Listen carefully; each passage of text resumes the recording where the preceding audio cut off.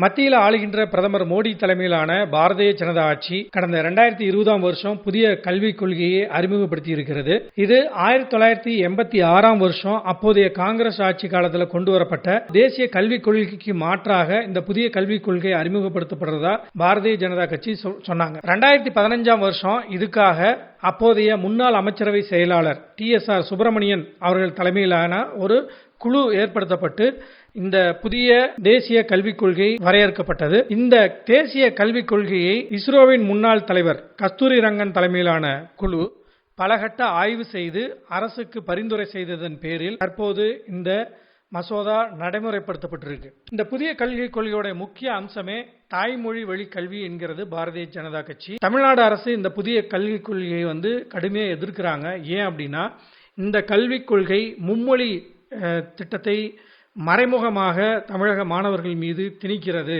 குறிப்பாக இந்தியை திணிக்கிறது. அதற்காக புதிய கல்விக் கொள்கையை தமிழக அரசு ஏற்றுக்கொள்ளாது அப்படின்னு சொல்றாங்க. மத்திய கல்வி அமைச்சர் தர்மேந்திர பிரதான் இந்த புதிய கல்விக் கொள்கையை தமிழகத்தில் அமல்படுத்தினால் மட்டுமே அதற்கான கல்வி வளர்ச்சிக்கான நிதியை வழங்க முடியும் அப்படின்னு ஒரு முட்டுக்கடை போடுறாரு. இதுக்கு தமிழகம் முழுவதும் கடுமையான எதிர்ப்புகள் கிளம்பி இருக்கு. பல்வேறு இடங்களில் திமுகவினர் போராட்டம் நடத்திக்கிட்டு இருக்காங்க. இந்த சூழ்நிலையில் தமிழக பள்ளி கல்வித்துறை அமைச்சர் திருச்செங்கோடு வந்தார் ஒரு நிகழ்ச்சியில் கலந்துக்கிறதுக்காக. அப்போ அவர் செய்தியாளரை சந்தித்தார். அப்போது அவர் என்ன சொன்னார் அப்படிங்கிறத இப்போ கேட்கலாம். இந்திய திணிக்கிறதுக்கான நடவடிக்கை இல்ல, இது வேற மொழி உலக மொழி ஏதாவது ஒன்று கற்றுக்கிறதுக்கான. ஏங்க வேற மொழி எதுக்குங்க? உலக மொழி எனக்கு தேவை. எனக்கு ஏன்னா மொழிபெயர்ப்பாளரை நான் உருவாக்க போறேன். நான் ஒரு விஞ்ஞானியை உருவாக்கணும்னு ஆசைப்படுறேன், நல்ல மருத்துவரை உருவாக்கணும்னு ஆசைப்படுறேன், நல்ல பொறியாளரை உருவாக்கணும்னு ஆசைப்படுறேன். அப்படிதான் பண்ணிட்டு இருக்கோம் நம்ம எல்லாருமே சேர்ந்து.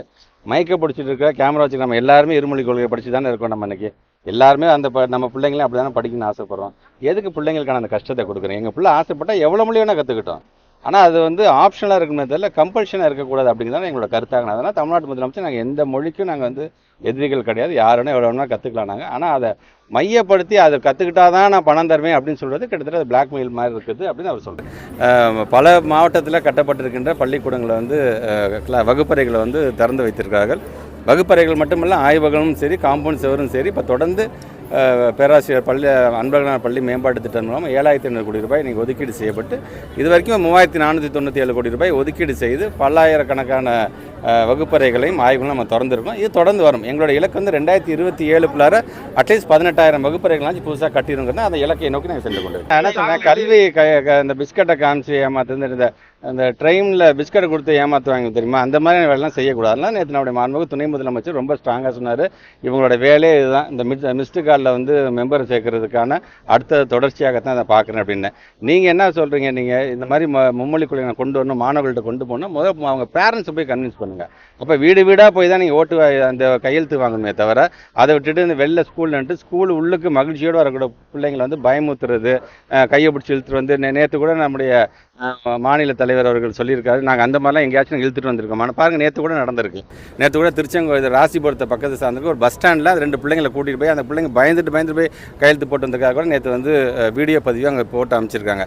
ஸோ இதெல்லாம் கண்டனத்துக்குரியது. வரக்கூடிய பிள்ளைங்களை பயமுத்தாமல் முதல்ல பள்ளிக்கூடத்துக்கு வர்றதுக்கான அந்த வேலை செய்யுங்க. நான் ஒன்றே நான் கேட்குறேன். நான் எங்கள் ஒட்டுமொத்தமாக தமிழ் பிள்ளைங்களுக்கு எங்களுக்கு எதுவுமே நீட்டு வேணாம் தானே சொல்கிறேன். நாங்கள் அதை கேட்டுட்டு உடனடியாக நீங்கள் நீட்டை எடுத்துட்டிங்களா என்ன? நீட்டை திணிச்சிட்டு தானே இருக்கிறீங்க. அப்படிப்பட்டவங்க தான் இன்றைக்கி உங்களை தேடிட்டு கையெழுத்து வாங்க வராங்க. அதனால் மக்களே நீங்கள் அதை ஏமாந்து விடாதீங்கன்னு என்னோட